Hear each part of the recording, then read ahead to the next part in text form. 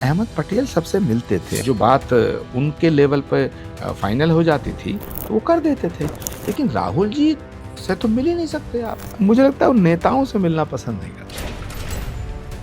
सारे फैसले केसी वेणुगोपाल जी करते हैं। राहुल गांधी के बाद हाँ, एक केरल के नेता हैं, हाँ। काफी पावरफुल है। कांग्रेस पार्टी के हित में अगर कोई बात करता है उसे हटा दिया जाता है। मैंने कहा कि भाई आप 370 हटाने का जो फैसला है इसका विरोध मत करो। बर्बाद गुलिस्तान करने को एक ही उल्लू काफी था। आपने बीजेपी की बहुत तारीफ की, तो जा क्यों नहीं रहे? बीजेपी ज्वाइन क्यों नहीं कर रहे? वक्त आने पर बता देंगे तुझे ए आसमां, हम अभी से क्या बताएं क्या हमारे दिल में है। तो प्रधानमंत्री से मिला था। प्रधानमंत्री जी जब कल्की धाम का शिलान्यास करने आए थे तो मुझे तो प्रधानमंत्री जी ने कहा था कि योगी जी को भी आप आमंत्रित कर लेना। कोई उत्तर प्रदेश का सीएम कोई लुटेरा और डाकू बने, उससे तो अच्छा एक साधु मुख्यमंत्री है। उत्तर प्रदेश का चुनाव तो एक तरफ साधु एक तरफ शैतान। जो योगी आदित्यनाथ फैसला लेना चाहते हैं उसमें सेंटर का दखल आ जाता है। संभल के मुस्लिम खुश हैं, जिसका डर दिखाकर इस निर्माण को रोकने की कोशिश की गई थी। कोई मुसलमान नहीं डरता। संभल का जो सांसद है वो तालिबानी है। और किसी दिन अगर अखिलेश यादव भूल सुधार करके आना चाहे कल्की धाम, स्वागत करेंगे। अखिलेश यादव को पार्टी से बेदखल करने की कोशिश कि जो अपने बाप का सम्मान नहीं कर सकता वो हमारा क्या करेगा। अजमेर शरीफ में चादर पोशी होती है और हिंदू राजनेता जाते हैं, तो हमें तो एक सनातनी होने के नाते बुरा नहीं लगता। इनसे कई जगह अच्छे तो ओवैसी हैं। मुसलमान राम का विरोधी नहीं है। जय श्री राम पे बीजेपी ने कॉपीराइट किया है ना। और हिंदुस्तान के मुसलमानों को ये फैसला करना पड़ेगा कि वो बाबर के साथ हैं या इस्लाम के साथ। मुर्शिदाबाद में जहाँ पे 70% से ज्यादा मुस्लिमों की आबादी है, वहाँ पे बाबरी मस्जिद बना। पूरे भारत का अपमान हो रहा, सनातन का अपमान हो रहा है। जो सत्य है वही शाश्वत है, जो शाश्वत है वही सनातन है। भारत के बिना सनातन नहीं और सनातन के बिना भारत नहीं।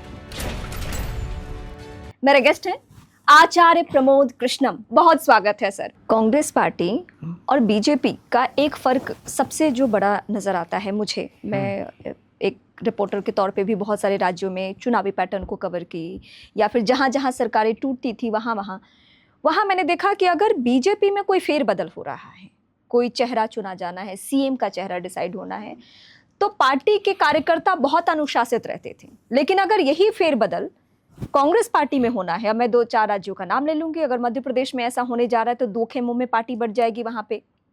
अगर मैं आपको चंडीगढ़ लेके चलूं, मतलब पंजाब, तो वहां भी पार्टी 2 खेमों में। अगर मैं आपको राजस्थान लेके चलूं, वहां भी पार्टी 2 खेमों में। और सबकी अपनी अपनी महत्वाकांक्षा। अशोक गहलोत कुछ और चाहते हैं, सचिन पायलट कैप्टन अमरिंदर, नवजोत सिंह सिद्धू, ज्योतिरादित्य सिंधिया, कमलनाथ। देखिए, वो तो भारतीय जनता पार्टी में भी बहुत से नेता हैं, लेकिन खुल के वहां नहीं बोलते हैं। नहीं, सवाल वहां पे नहीं। जब भी चेंजेस हुआ है, जिसको भी सीएम बनाया, लोगों ने एक्सेप्ट किया। देखिए, बीजेपी एक अनुशासित पार्टी है, इसमें कोई लेकिन बट नहीं है। भाजपा का जो कार्यकर्ता है वो भाजपा के प्रति समर्पित है। उसके कुछ अनुशासनात्मक नियम कायदे उनमें वो है। ऐसा नहीं है कि वहाँ गुटबंदी नहीं है। किसी भी राजनीतिक दल में आप कहेंगे कि कांग्रेस की तुलना में मतलब वहाँ शांत लोग नजर आते हैं। किसी भी राजनीतिक दल में गुटबंदी नहीं है, मैं ये नहीं मानता। गुटबंदी है जब लोग डेमोक्रेसी के अंदर अपने अपने विचार रखने की सबको आज़ादी है। तो ये विषय नहीं है। विषय ये है कि कांग्रेस पार्टी के नेतृत्व और कांग्रेस पार्टी के कार्यकर्ताओं में जो गैप है वो नुकसान देता है, वो खतरनाक है, वो नुकसान देता है। क्योंकि भाजपा का जो नेतृत्व है, भाजपा के नेतृत्व में और भाजपा के कार्यकर्ताओं के बीच में जो समन्वय है, कोऑर्डिनेशन है, वो अच्छा है। अगर कार्यकर्ताओं के मन में कोई बात है तो ये कांग्रेस पार्टी में क्यों नहीं है? तो नेतृत्व तक जाती है और नेतृत्व उसको सुन करके उन ग्रेवेंसेस को निपटाने का प्रयास करता है। कांग्रेस पार्टी के अंदर प्रॉब्लम क्या है? कांग्रेस पार्टी में भी ये सब सिस्टम था एक वर्किंग कमेटी थी, एक पार्लियामेंट्री बोर्ड था, एक all India Congress committee, Congress working committee. CWC की भूमिका सीडब्ल्यूसी का मतलब था Congress working committee, but Congress working committee non working committee हो गई, उसका कोई काम नहीं है। क्यों? क्योंकि सारे फैसले राहुल गांधी जी और उनकी कोर्टरी करती है। तो क्या होना है, सिंगल लाइन रेजुलेशन होना है, वो आ जाता है और उस पर हाँ हाँ हाँ हाँ हो जाती है। तो कांग्रेस पार्टी के अंदर Congress working committee, central parliamentary board, इसका कोई मतलब नहीं है। अभी आप जब से राहुल जब है से तब राहुल से जी का दखल हुआ है, पहले था, पहले एक एक चीज पे डिस्कशन होता था सीडब्ल्यूसी में।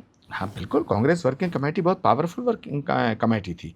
अब वहाँ तो सब राहुल जी के जो चाकर हैं उन्होंने कब्जा कर रखा है। कांग्रेस वर्किंग कमेटी के जो सदस्य हैं उनसे पूछो कि भाई नहीं, वर्किंग क्योंकि कमेटी की बैठक में क्या हुआ, ये वो कहते हैं भाई हमें क्या लेना, हम ये तो गए सवाल थे मैं साइड इसलिए पे। पूछ रही थी क्योंकि पार्टी विथ डिफरेंस का दावा अलग अलग पार्टियां अपने अपने लिए करती हैं। कांग्रेस पार्टी नहीं, देश की जितनी राजनीतिक पार्टियां हैं वो पार्टी विथ डिफरेंस का दावा करती हैं।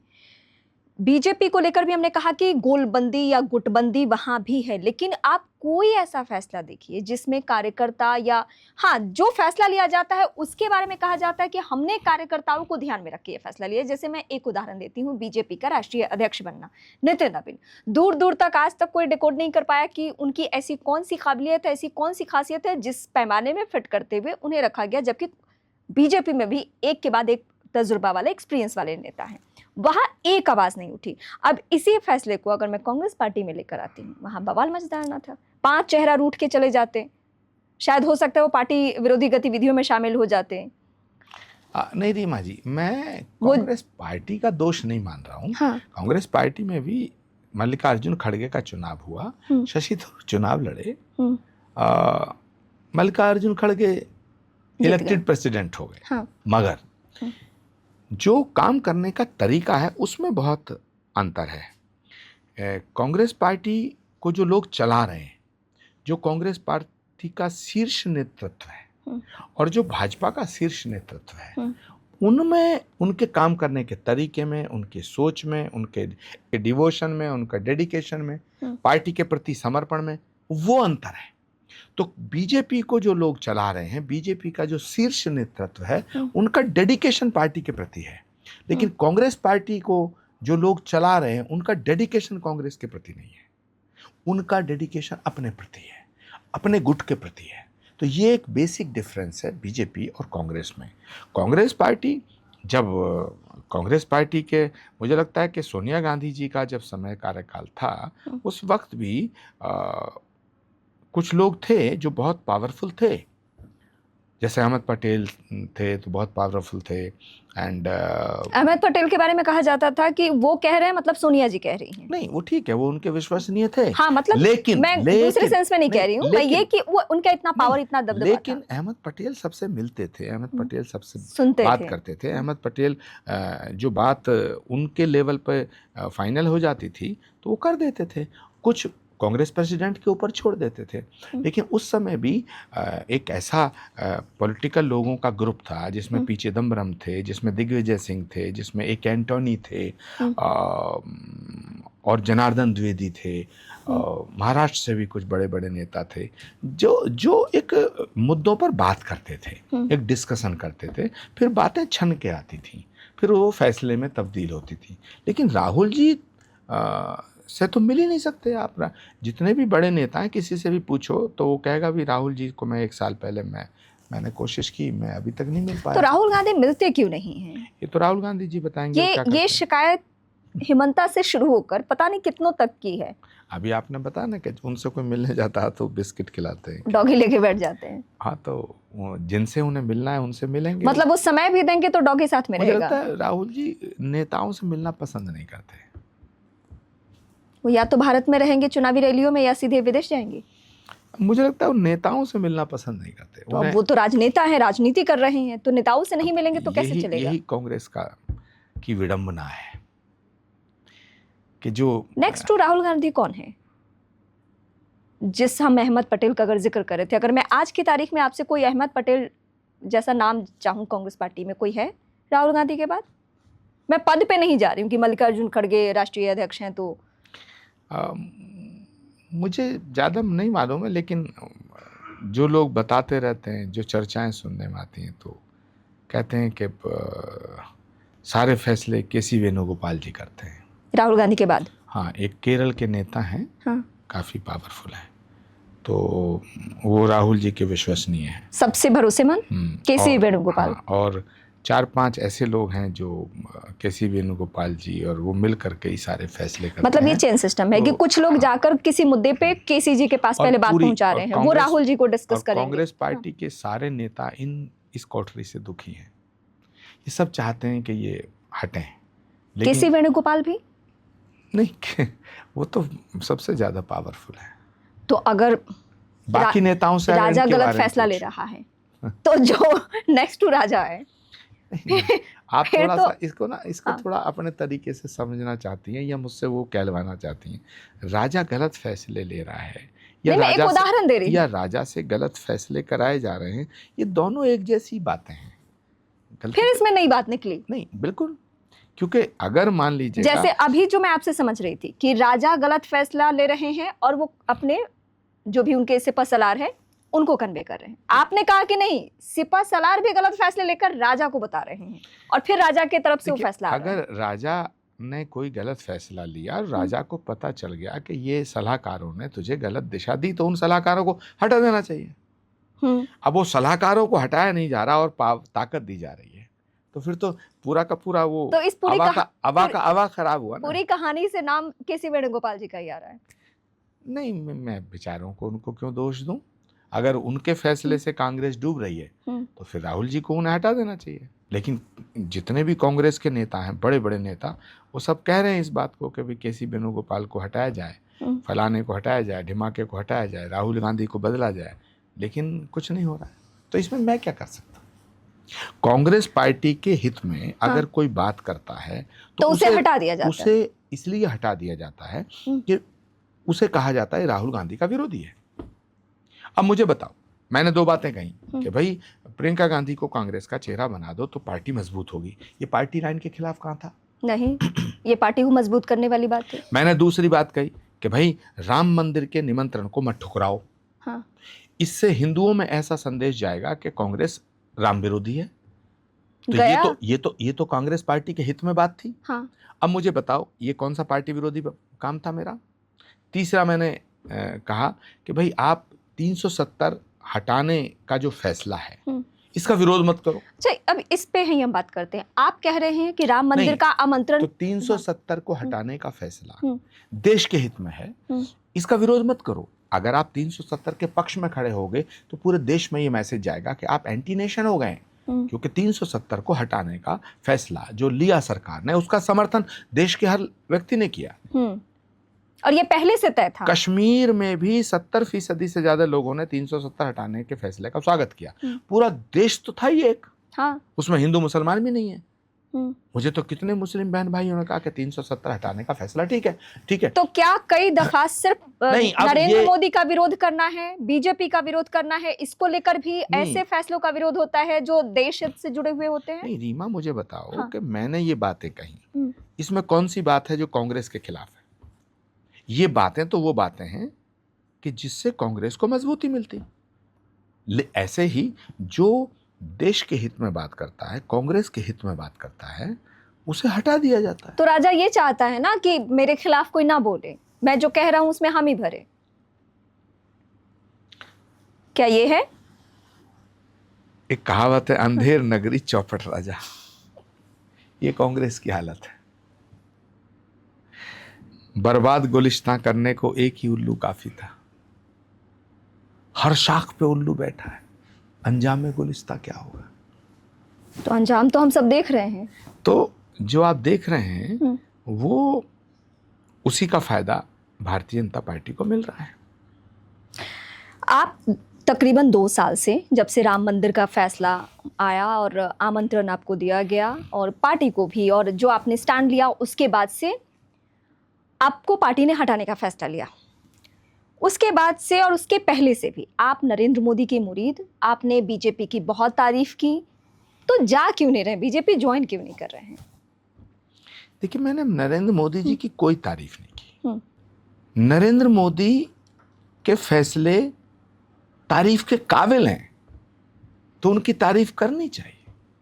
नरेंद्र मोदी इस देश के प्रति समर्पित व्यक्ति हैं। नरेंद्र मोदी ने इस देश के लिए वो किया है जो किसी भी प्रधानमंत्री ने नहीं किया।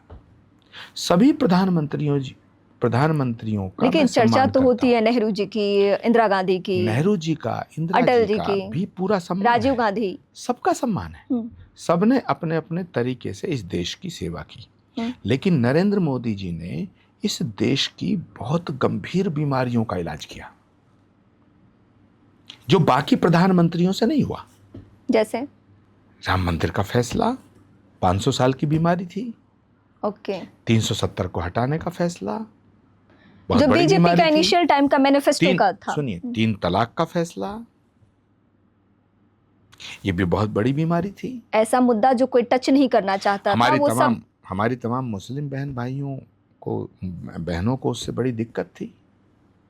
अब बहुत सी बीमारी ऐसी हैं जो अभी भी हैं, उनका इलाज नरेंद्र मोदी ही करेंगे। आप जा क्यों नहीं रहे हैं बीजेपी में? कोई कॉल आया, कोई बातचीत हुई पार्टी ज्वाइन करने के लिए? अभी मुझ पे समय ही नहीं है। मैं कल्की धाम के निर्माण में लगा हूं। कांग्रेस ने मुझे मुक्त कर दिया, मैं उनका आभारी हूं। मैं बड़ी कृतज्ञता। भविष्य की योजनाएं हैं कोई ज्वाइन करने की? अभी कुछ नहीं सोचा है। कॉल आता है आपको बीजेपी से कि अब आ जाइए पार्टी में?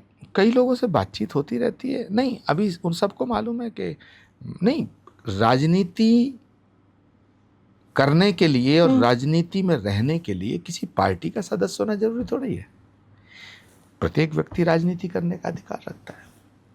अब मैं तो किसी पार्टी का सदस्य नहीं हूं। नहीं है। लेकिन आपने मुझे बुलाया, मेरी बात सुन रही हैं आप, तो मैं इसलिए बोल रही हूँ कि एक राजनेता राजनीति के बिना नहीं रह सकता है है ना? और आप जिस उम्र में अभी हैं, उस उम्र में तो राजनेता और भी मतलब बड़े ओहदे पे पहुंचते हैं, जिम्मेदारियां बड़ी बड़ी अपने हाथों में लेते हैं। इसलिए मैं पूछ रही हूँ कि बीजेपी ने कभी आपको कॉल किया? नहीं, मैं भारतीय जनता पार्टी का सदस्य नहीं हूँ। हाँ, इसीलिए पूछ रही हूँ कि कॉल आया है नहीं आया। भारत माता का सपूत हूँ, भारत का सदस्य हूँ। नहीं, उस कॉल के बारे में बताइए ना पहले। नहीं कि बातचीत हुई कुछ? जब आएगा आपको सबसे पहले बताऊंगा। नहीं, 2 साल में ऐसा कुछ तो हुआ होगा। मैंने क्या कहा, जब आएगा तो आपको बताऊंगा। नहीं तो वो तो सार्वजनिक ही होना है। मैं तो अभी समझना चाहती हूँ। जब भी आएगा मैं आपको वचन दे रहा हूँ, आपको जरूर बताऊंगा। नहीं, आपकी इच्छा है? नहीं, मेरी एक्टिव पॉलिटिक्स में रहने की। वक्त आने पर बता देंगे तुझे ए आसमां, हम अभी से क्या बताएं क्या हमारे दिल में है। दिल में बीजेपी है, कमल खिला हुआ है। मैंने कहा ना, जो मैंने कहना था कह दिया। आपका जो रुख है, और मैं जितना आपको जानती हूँ, बातचीत अभी कर रही हूँ, ना आप समाजवादी पार्टी के पास जाने वाले हैं, ना आप कांग्रेस में लौटने का सवाल ही पैदा नहीं होता है। अन्य देश की कोई पार्टी मुझे ऐसी दिख नहीं रही है, तमाम क्षेत्रीय पार्टियां ही है, तो फिर बीजेपी ही दिख रही है मुझे। आप मेरे पीछे क्यों पड़ गई हैं? नहीं, मैं जानना चाहती हूँ, बस मेरी दिलचस्पी है। मैंने कहा कि ऐसा होगा तो कब होगा और क्यों होगा? देखिए, राजनीति और सारी सियासत छोटी है, सत्ता छोटी है, देश बड़ा है। तो देश के लिए काम करो, और देश के लिए काम करना सबसे बड़ी राजनीति है। देश के लिए सोचो। आज जो देश के हालात हैं, इन पर नजर रखो, और कोई भी व्यक्ति, कोई भी बात, कोई भी बयान, कोई भी स्टेटमेंट, कोई भी ऐसा काम जो भारत के खिलाफ है, जो भारत को कमजोर करता है, उसका विरोध करो। और कोई भी ऐसा व्यक्ति, कोई भी ऐसा स्टेटमेंट, कोई भी ऐसी बात, कोई ऐसा विचार जो भारत को ताकतवर बनाना चाहता है, उसका समर्थन करो। बस मेरी इतनी राजनीति है। यूपी की राजनीति को लेकर मैं जरा आखिर में समझना चाहूंगी, किसको कहां देख रहे हैं? अखिलेश यादव, योगी आदित्यनाथ। एक बड़ी चर्चा चलती है कि योगी आदित्यनाथ, अमित शाह, नरेंद्र मोदी में कुछ कॉन्फ्लिक्ट है, योगी आदित्यनाथ को बदल दिया जाना है, वहां चेहरा बदल जाएगा, उनके नेतृत्व में चुनाव नहीं लड़ा जाएगा। मुझे लगता है कि कॉन्फ्लिक्ट होते तो फिर वो दिखते। योगी जी धुआंधार काम कर रहे हैं, खूब बुलडोजर चल रहा है, तो बिना सेंटर के समर्थन के तो हो नहीं तो सकता। ऐसी एक चर्चा है कि इनसिक्योरिटी सेंटर को आ गई है योगी जी के बुलडोजर से, मतलब उनके बढ़ते कद से। नहीं, मुझे लगता है ऐसी चर्चा है। नहीं, नरेंद्र मोदी जी को अभी कोई चुनौती नहीं है। कब तक? देश में नरेंद्र मोदी जी की जो लोकप्रियता है उसको अभी कोई चुनौती नहीं है, और भारतीय जनता पार्टी को जो भी समर्थन आज मिल रहा है वो तो वोट तो मोदी के चेहरे पे है, योगी के चेहरे पे नहीं। नहीं, अभी योगी जी भारतीय जनता पार्टी के चेहरा कहाँ बने? अभी योगी आदित्यनाथ चेहरा नहीं बने हैं। नहीं, मैंने तो ऐसी घोषणा अभी नहीं सुनी है। नहीं, मतलब जो पब्लिक में लोकप्रियता और जिस नहीं। तरीके से आपने बुलडोजर का जिक्र किया, नहीं, बुलडोजर बाबा योगी बन जी के- जाना, योगी जी आप के- जिस हिंदुत्व का जिक्र कर रहे हैं, हिंदुत्व के अभी सबसे बड़े चेहरा, फायर ब्रांड चेहरा उनको माना जा रहा है। नहीं, योगी जी हाँ। के फैसले बहुत सराहनीय हैं। उत्तर प्रदेश की जनता में उनकी बहुत तारीफ हो रही है, लेकिन भारतीय जनता पार्टी का चेहरा तो मोदी है, देश का चेहरा तो अभी नरेंद्र मोदी है। लेकिन नेक्स्ट योगी जी को माना जा रहा है। अब ये तो बीजेपी के नेता बताएंगे, मैं तो प्रेजेंट पे बात कर रहा हूं कि अभी भारतीय जनता पार्टी का सबसे बड़ा चेहरा नरेंद्र मोदी है, और नरेंद्र मोदी ही अमित शाह जी के नेता हैं, और योगी आदित्यनाथ जी के नेता भी नरेंद्र मोदी नहीं, यहाँ मामला ये चल रहा है कि नरेंद्र मोदी मौजूदा वक्त के राजनेता हैं, लेकिन आफ्टर 5 इयर्स क्या चेहरा कौन? तो योगी आदित्यनाथ का चेहरा एक सबके सामने आ रहा है। नहीं, योगी और जी नरेंद्र मोदी के सबसे भरोसेमंद है अमित शाह, तो वो नेचुरल चॉइस। नहीं, तो ऐसी कुछ कॉन्फ्लिक्ट बताई जा रही देखिए, है। नरेंद्र मोदी जी के भरोसेमंद अमित शाह भी हैं, नरेंद्र मोदी के भरोसेमंद योगी जी भी हैं। अगर योगी जी उनके भरोसेमंद नहीं होते तो उत्तर प्रदेश के मुख्यमंत्री कैसे रह सकते थे? तो अभी वही तो सुन रही हूँ कि अब उन्हें हटाया जाना है। मैं तो प्रधानमंत्री जी से जब मिला था तो प्रधानमंत्री जी जब कल्की धाम का शिलान्यास करने आए थे तो मुझे तो प्रधानमंत्री जी ने कहा था कि योगी जी को भी आप आमंत्रित कर लेना, तो मैं गया था। अच्छा, ये योगी आदित्यनाथ को लेकर पीएम ने कहा था? हाँ, तो मुझे तो कहीं कन्फ्लिक्ट नजर नहीं आया। मैं योगी जी का पूरा सम्मान करता हूँ, ये बड़े गौरव की बात है कि एक साधु उत्तर प्रदेश का मुख्यमंत्री है। आप अगला सीएम देख रहे हैं योगी आदित्यनाथ को? अब डकैतों से तो कई जगह अच्छे हैं, जो लुटेरे हैं ये सीएम बनना चाहते हैं। किसको डकैत कह रहे हैं? लूटा ही तो है उत्तर प्रदेश को लोगों ने। किसने? इन सब ने लूटा मिलके। समाजवादी पार्टी? कोई उत्तर प्रदेश का सीएम कोई लुटेरा और डाकू बने, उससे तो अच्छा एक साधु मुख्यमंत्री है। कौन लुटेरा? उत्तर प्रदेश की जनता फैसला करेगी कि वो डाकुओं के साथ है, लुटेरों के साथ है, चोरों के साथ है, या एक साधु के साथ है। यहाँ लड़ाई चोर वर्सेस साधु है? लड़ाई तो साधु वर्सेस शैतान होगी। बहुत, जब हम कॉलेज में थे तो एक फिल्म आई थी साधु और शैतान। उत्तर प्रदेश का चुनाव तो 27 का चुनाव, एक तरफ साधु एक तरफ शैतान। बहुत बड़ी बात कह रहे हैं आप। मैं कभी छोटी बात कहता ही नहीं। तो अगर आप जिन्हें इनडायरेक्टली शैतान कहना चाहते हैं, 2024 में उनके पक्ष में ज़्यादा सीटें आती हैं, ये कैसे हुआ था? पहली बात तो आप किसी व्यक्ति को लेकर के मेरी बात को इंगित कर रही हैं, क्योंकि उससे बड़ा चेहरा कोई मुझे वहां दिख नहीं रहा है जिसके मतलब सामने सामने की जो लड़ाई चल रही है, इसलिए। जो सनातन का विरोध करे मैं उसे शैतान मानता हूँ। जो राम मंदिर नहीं जाए उसे? वो 1 हो, 2 हो, 3 हो, 4 हो, एक विचार है। मतलब कोई व्यक्ति शैतान नहीं होता है, विचार।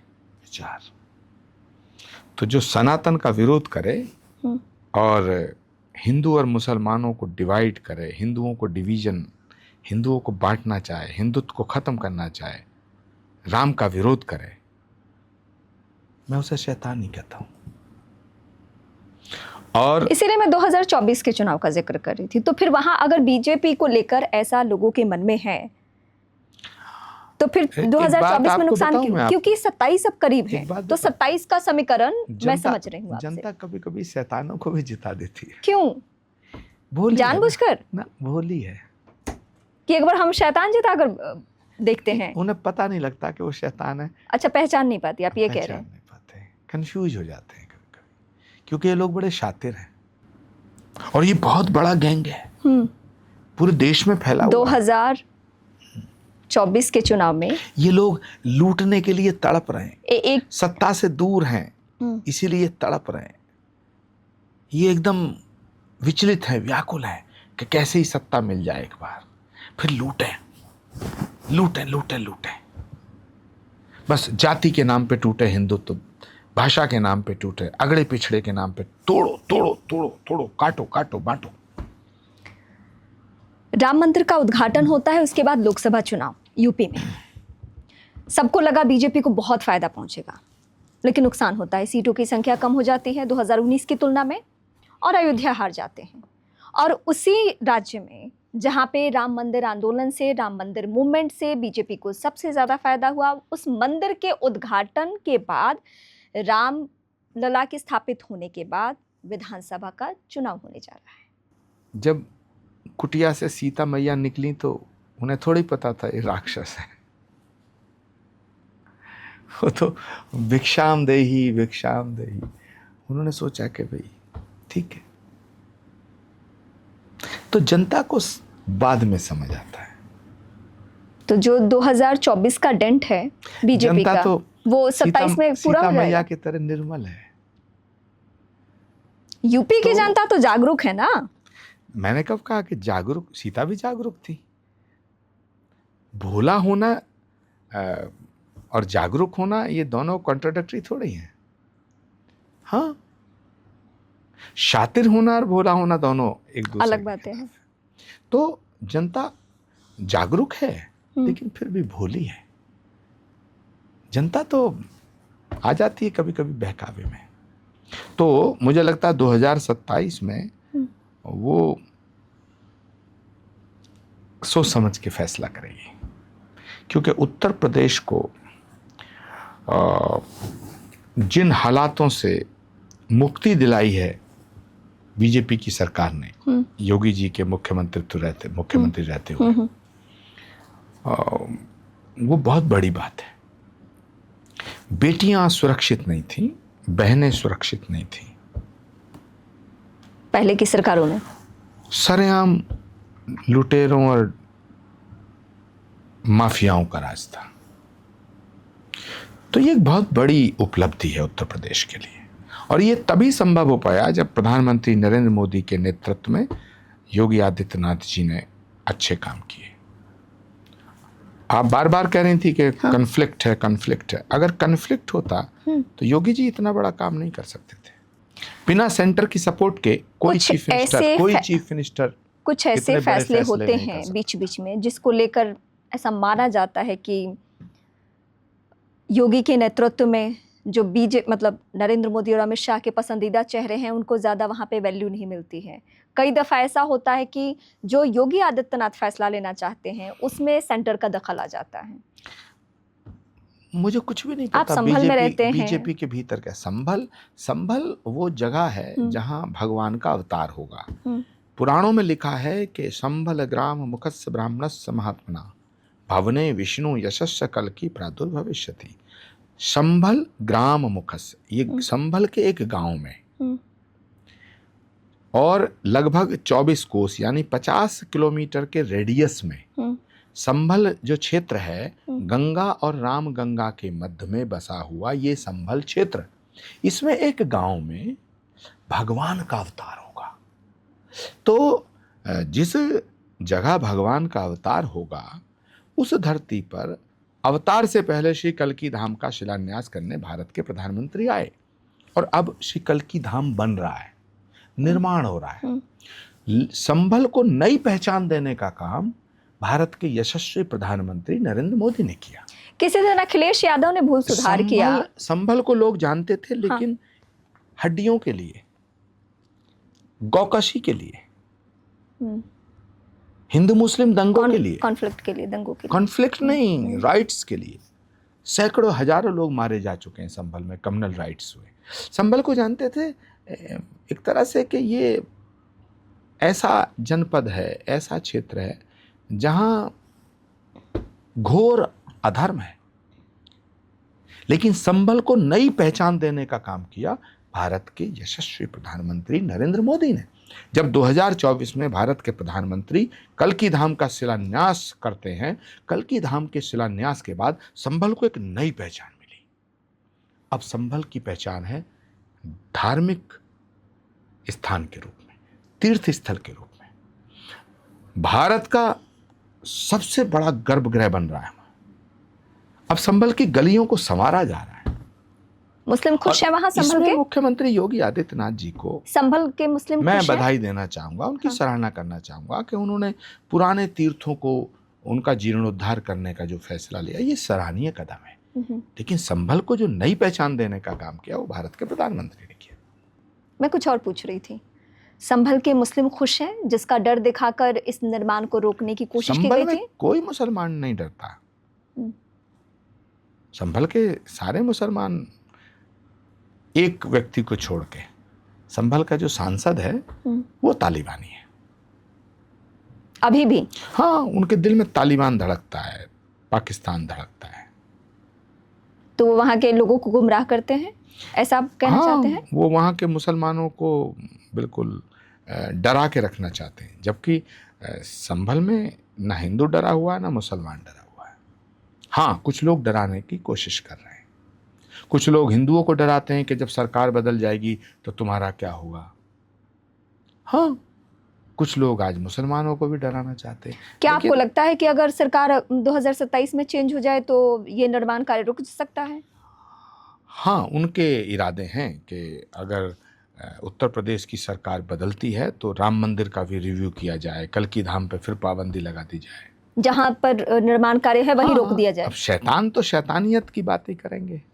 और किसी दिन अगर अखिलेश यादव भूल सुधार करके आना चाहे कल्की धाम, स्वागत करेंगे? नहीं, कल्की धाम में अगर अखिलेश यादव आएंगे तो कल्की धाम मेरा धाम थोड़ा ही है, वो तो भगवान का धाम है, वहां तो सबका स्वागत है, पर आएंगे नहीं।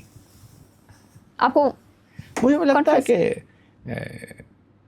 विनाश काले विपरीत बुद्धि।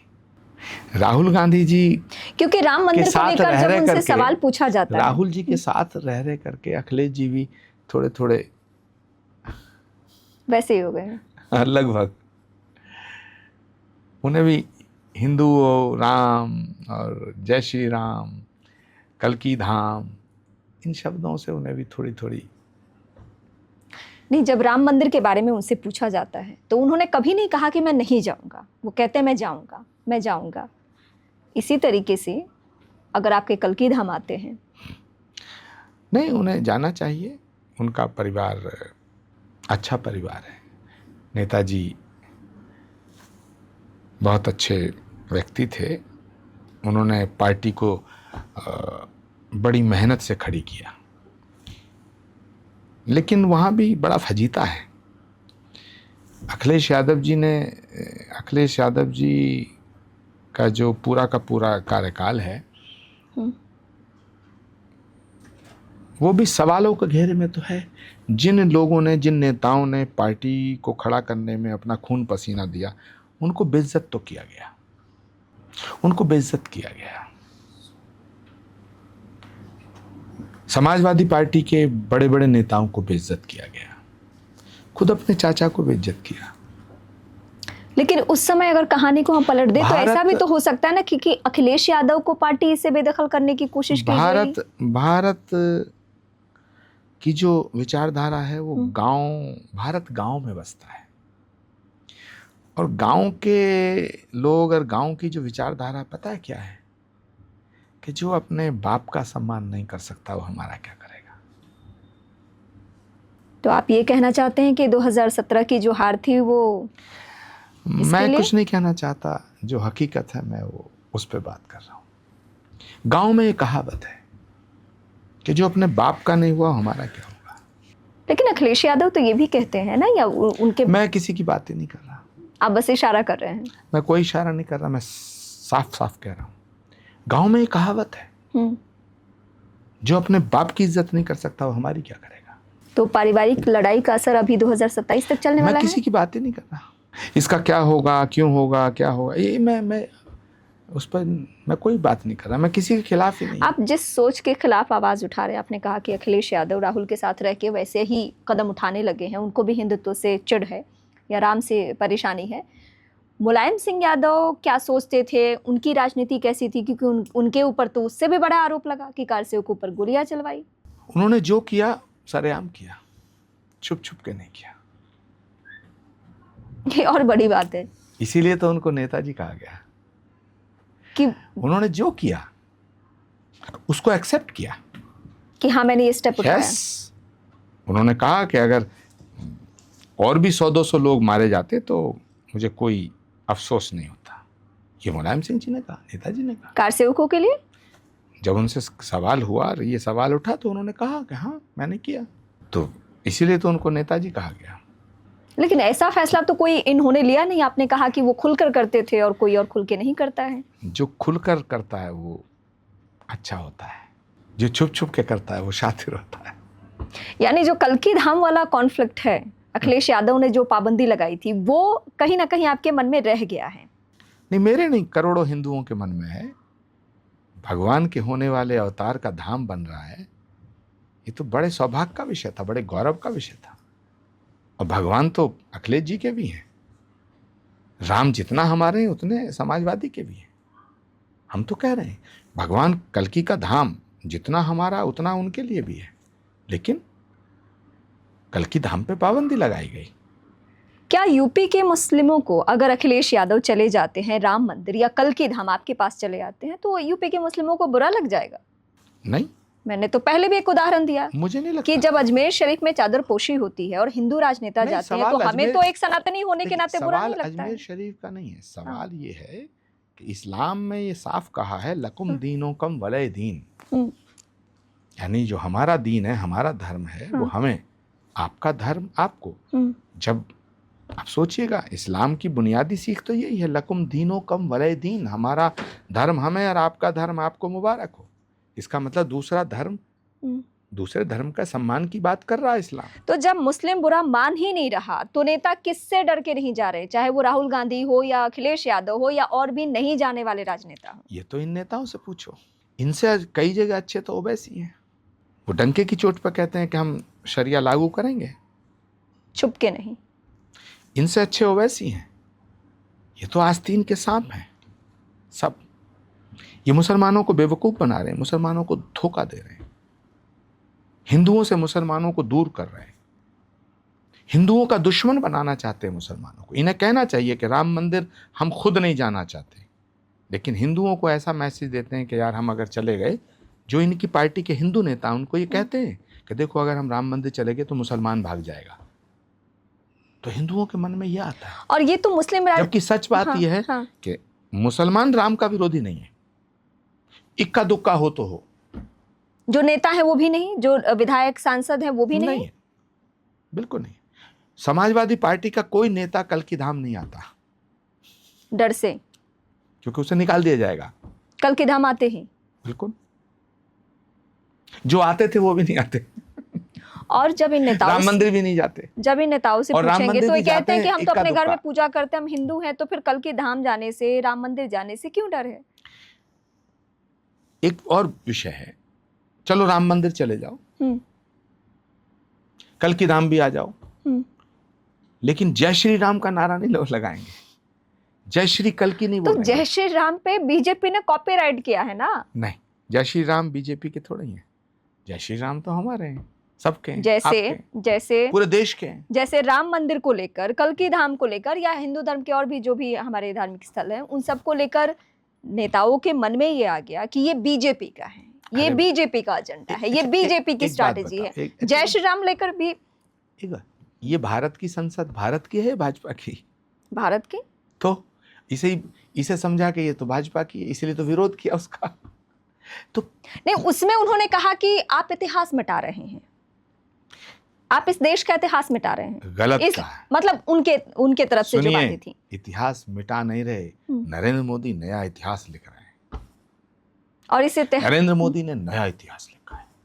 तो वो यही तो कह रहे हैं कि ये सब चीज हटा के जो हमारी ऐतिहासिक चीजें हैं, ये अपना नाम छापना चाहते हैं, ये अपने नाम से करना चाहते हैं। तो फिर तुम राम के खिलाफ क्यों? राम तो सबसे बड़े इतिहास है। राम तो इतिहास भी हैं, अतीत भी हैं, वर्तमान भी हैं, भविष्य भी हैं। तुम तो राम के खिलाफ हो। अयोध्या में तुमने अगर यहाँ से अगर यहाँ से राहुल गांधी को कोई सलाह देनी हो तो क्या भगवान राम देंगे? अयोध्या में जन्म लिया, अवतार हुआ, भगवान राम की जन्मभूमि, तुम तो उसके खिलाफ थे। बाबर पैदा हुआ था अयोध्या में, राम पैदा हुए। राम तो तुम तो बाबर के साथ हो। तो इतिहास तुम मिटाना चाहते हो, इतिहास के खिलाफ तुम हो, सच के खिलाफ तुम हो। और हिंदुस्तान के मुसलमानों को यह फैसला करना पड़ेगा कि वो बाबर के साथ हैं या इस्लाम के साथ हैं। इस्लाम तो वतन परस्ती की बात करता है। जिस वतन में रहो, जिस मुल्क में रहो, उसके बनो। बाबर तो लुटेरा था।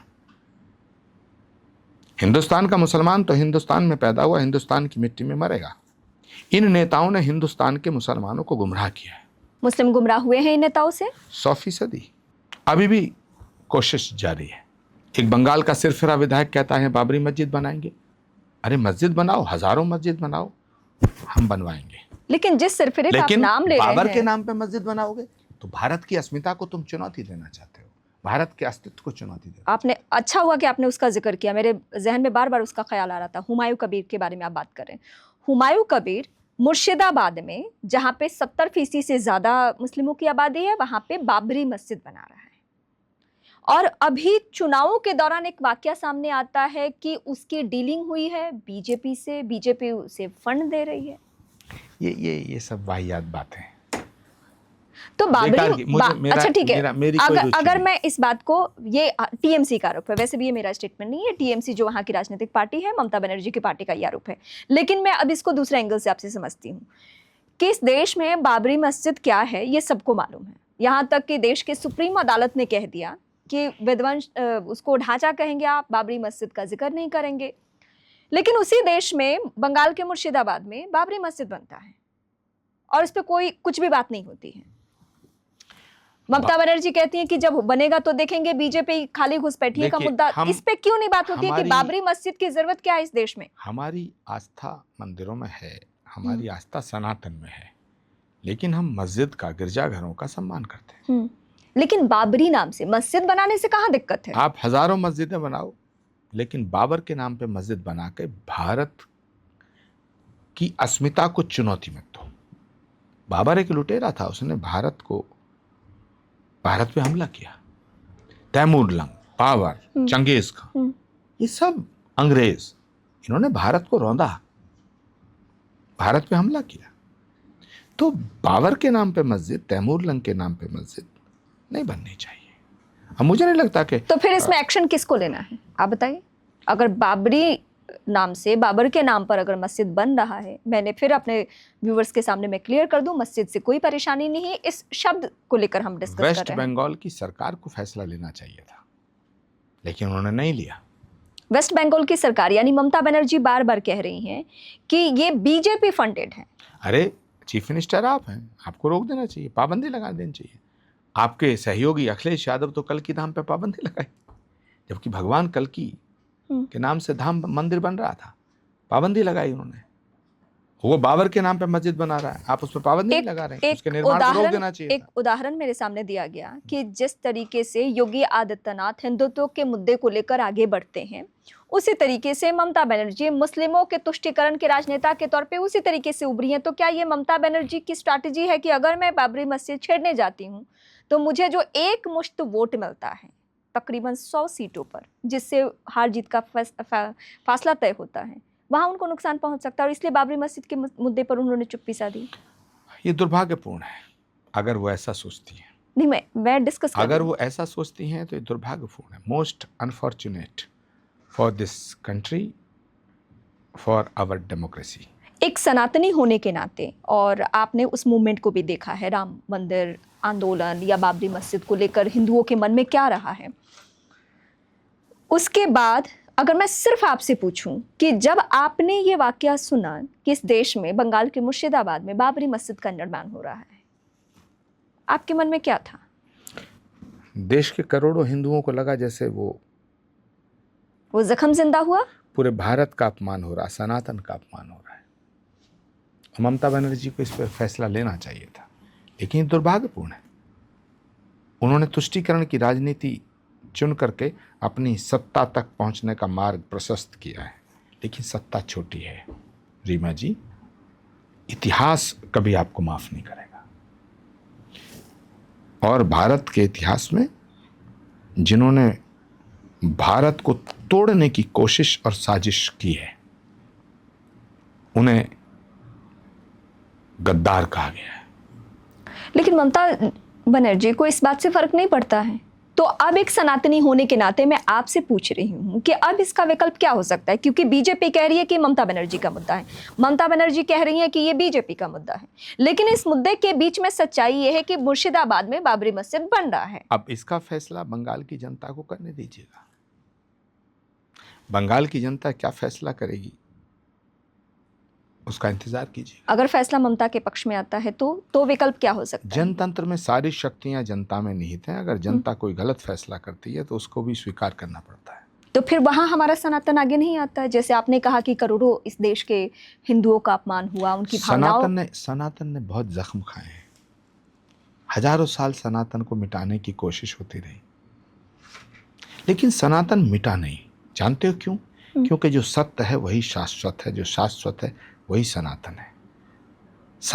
फैनेटिज्म का नाम सनातन नहीं है, लचीलेपन का नाम सनातन है, स्वीकार का नाम सनातन है, निषेध का नाम सनातन नहीं है। आखिर में चलते चलते मैं ये कहना चाहती हूँ, राहुल गांधी को और अखिलेश यादव को क्या सलाह देंगे? मुझे लगता है राहुल गांधी जी को और अखिलेश यादव जी को किसी सलाह की जरूरत नहीं है। राम मंदिर वो अभी भी नहीं जा रहे हैं। 2027 का चुनाव सिर पे हुई है वही जो राम रचि राखा, को करी तरक बड़ा दोसा का। उत्तर प्रदेश की जनता समझदारी के साथ फैसला करेगी और देश को तोड़ने वाला चाहे कितना भी अपना करीबी हो, उसका समर्थन नहीं करना चाहिए।